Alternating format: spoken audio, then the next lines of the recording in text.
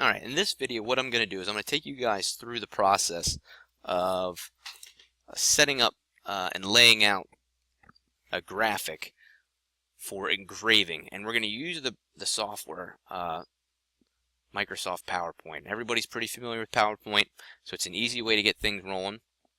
So what I'm going to have you do is first open up your PowerPoint, and once PowerPoint opens up, you're going to go to a blank presentation.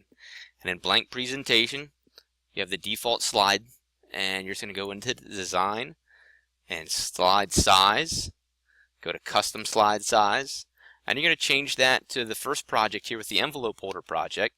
It is a 3 by 7 for the height, so 3 width, 7 for the height. The orientation and things, you can just leave the default portrait, and same thing with notes, handouts, just leave that the default, and number slides 1, just leave that all default.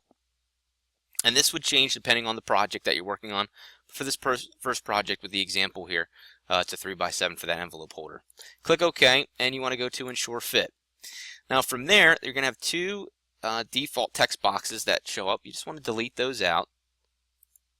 And we're going to insert our own text boxes. So you want to go to Insert, and you'll go to Text Box. You're going to draw out a text box. From there, click on Format. And it doesn't matter in particular with the size right now. We're going to change it here in a second. But we're going to give that a shape fill of red and a shape outline of red.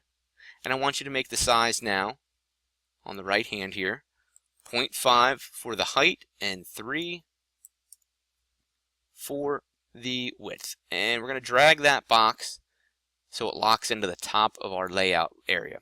Now this is our no-go box with the first project. This would be where the first bend, or actually it's the last bend, all right, the lip bend around that project is going to be located. So we don't want to have any design go into that area and then go around the curvature of the bend and get distorted. So we want to avoid that. We're going to put a second text box in. So insert another text box. Draw a text box. This time again we'll go to Format. Shape Fill will be no fill, and shape outline will be green. And then the size of this will be 2 by 3. And that box represents the design area, the area that it's fine to design in. So what we're going to do from here is you want to go to your Google Chrome. We're going to find an image, and your image size, you want it to be fairly large. Typically I tell the students 800 by 800, but as long as it's in that ballpark resolution wise, as long as it's around 800 by 800, if it's 700 by 700 or 1000 by 1000, as long as you're within that range, you should find a fairly decent image resolution wise to work with. So what I'm going to do is I'm just going to type in Penn State logo, and I want to click on Images, so I want to refine my search. I'm going to click on Images so it weeds out any web searches for articles and things like that. And I want to go to Search Tools, Size, and go to Large. So this will weed out any small images. And as you notice, as I drag my cursor over the different images, it does give me the resolution. So for example, this particular one here is 1280 by 720. So that basically fits around that 800 by 800 parameter. This one here, same thing. So I actually just want to go with this basic logo. I'm going to click on that. You want to find an image that has white backdrop. You don't want one that has for example, a backdrop that it's colored, because this will get engraved. So you want to avoid that. Alright, you don't want a big rectangle to be engraved on your project. So we want to find just one with a negative or a white backdrop that we can work with. It's high resolution. You're going to right click on that, and you're going to go to Save Images As, and you'll save that into your plastic folder, right, into your envelope folder project folder. So save that in there. I already have it saved. Save some time.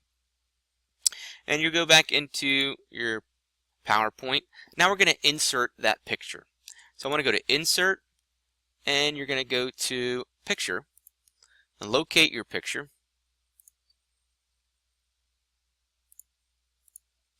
Now here's my picture, and I'm going to place it into that go box.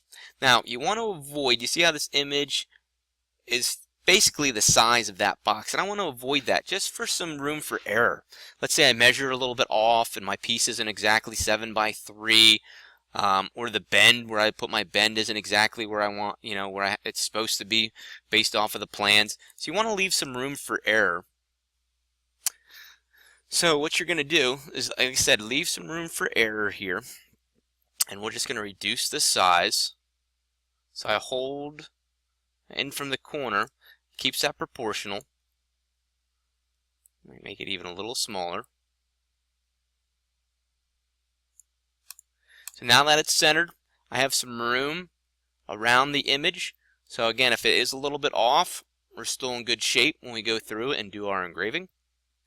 The last thing I really need to do in regards to the logo is I need to take the color out.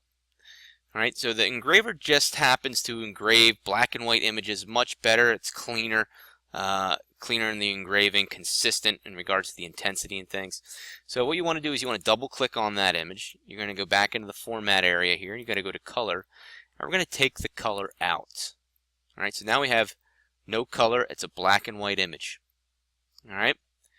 If you have a trademark logo or a background that you need to get rid of, some things that you can do to clean it up, just to show you. If you double click on the image again, and you go to remove background, I can go through and adjust this box so it encompasses my image. Anything that I want to keep will stay colored like as currently it's black. Anything that gets deleted out is going to be in the purple area. So right now the trademark is going to get deleted out, but I also going to have the inside of the ear. So I want to keep that area. So I'm going to mark areas to keep. So I'm just going to click, left click and drag, and I'm going to keep that inside area of the ear. I go to keep changes. Now you can see I removed that trademark, clean the logo up just a little bit.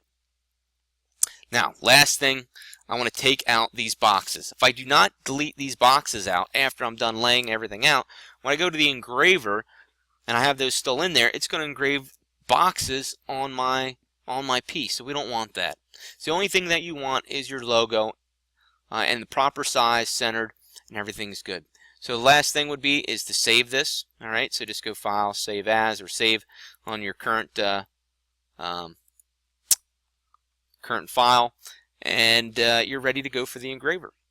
Again, if you have any questions, you can feel free to ask a classmate, ask the instructor, and good luck.